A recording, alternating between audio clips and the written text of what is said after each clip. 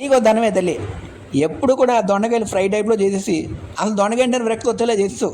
నువ్వు చేసే దొండకాయలు ఇంక తిన్ను నేను అని అన్నానో లేదో, ఈసారి మా మిస్సెస్ డిఫరెంట్గా చేద్దామని చెప్పేసి దొండకాయ వెల్లుల్లి కారం అయితే ప్రిపేర్ చేస్తుంది ఫ్రెండ్స్.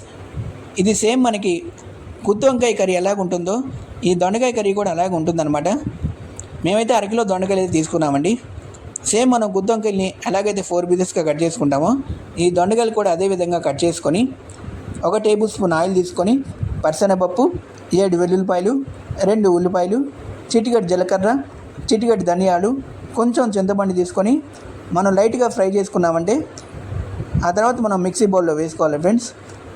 ఇలా మనం మిక్సీ బౌల్లోకి తీసుకోగానే పేస్ట్ చేసుకునే ముందు కూరకి మనం టేస్ట్ తగ్గ కారం ఎంత వేస్తామో ఈ పేస్ట్లో కూడా మనం అంతే వేసుకోవాలన్నమాట కారం.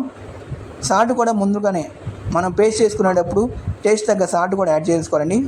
కొంచెం కొత్తిమీర వేసుకొని ఇలా మనం బాగా మెత్తగా పేస్ట్ చేసుకోవాలన్నమాట. ఈలోపు మనం దొండకాయలు అయితే బాగా ఆయిల్లో బాగా డీప్ ఫ్రై లాగా చేసుకోవాలి. అల్లం వెల్లుల్లి పేస్ట్ కొంచెం వేసి చిటికెడు పసుపు వేసి ఈ దొండకాయలన్నీ బాగా డీప్ ఫ్రై అయిన తర్వాత రెడీ చేసుకున్న ఆ పేస్ట్ని ఇందులో వేసేసి మనం దొండకాయలకి బాగా పట్టేలాగా కలుపుకోవాలి. 15 to 20 మినిట్స్లో మనకి మీడియం ఫ్లేమ్లో పెట్టుకున్నామంటే ఎంతో టేస్టీగా ఉండే దొండకాయ వెల్లుల్లి కారం రెడీ అయిపోయినట్టే. మీరు కూడా ఒకసారి తప్పకుండా ట్రై చేసేయండి ఫ్రెండ్స్. మాకైతే చాలా నచ్చిందనమాట. దొండకాయ మీద విరక్తి కూడా పోయింది.